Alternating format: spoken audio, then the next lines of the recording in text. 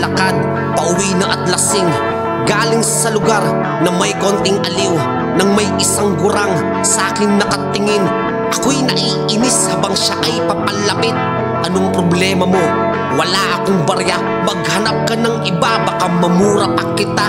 Heto ang sigarilyo habang may sindi pa, umalis ka na, ayokong pumatol sa matanda.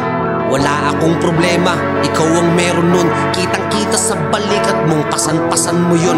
Halika't maupo dito sa maruming sahig, kahit alam ko na lahat sa'yo ako'y makikinig.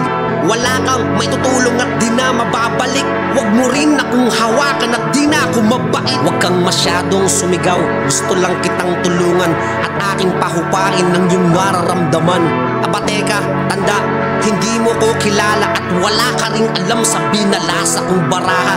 Mali ka, matagal na panahon na kitang pinagmamasdan at ika'y muling ibabalik ko sa nakaraan. Sa pagbuka niya ng bibig, ang dila niya'y biglang lumatay, ako'y biglang nahilo at nawawalan ng malay. Siguro may sadyang marami na akong nainom, habang nasa lapag naririnig ko ang bulong.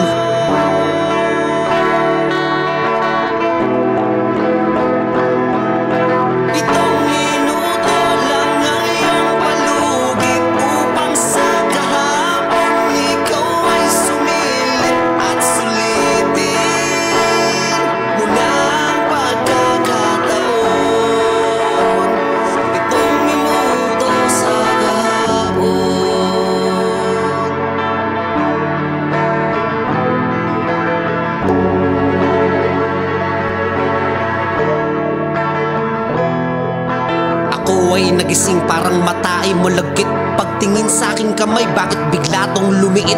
Maging mga binti ko ay sumobra ang nipis, pawis sa aking damit, amoy laway panapanis. Pagharap sa salamin ako'y biglaang nalito, ako'y nakabalik sa 7 taong ako. Paglabas sa aking higaan, puso ko'y kumalabog. Natanaw aking ama, maputi at malusog.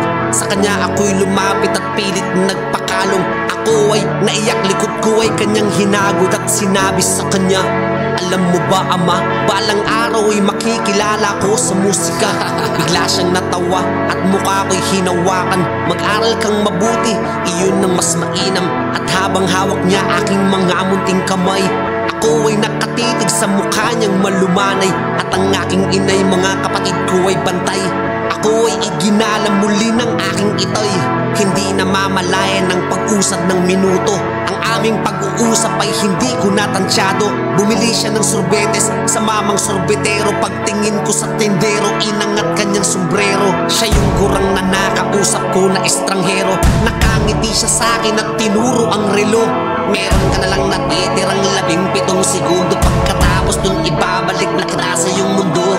Muli akong yumakap sa bisig ng aking tatay upang sabihin ng lahat bago mawalan ng malay. Patawad sa lahat ng mga kasalanan ko, sa aking pagsagot sa pagtigas ng aking ulo. Patawad nung mga panahong ako'y lumayas at mga kaguluhan na muntik na akong marehas. Patawad sa mga inilihim ko sa'yo, ni hindi mo nasilayan ng maganda mong apo. O patawad kung di ko nagawa ang gusto mo, na ako'y maging isang magaling na arkitekto. Siya ay biglang nagulat, ako'y kanyang inawat.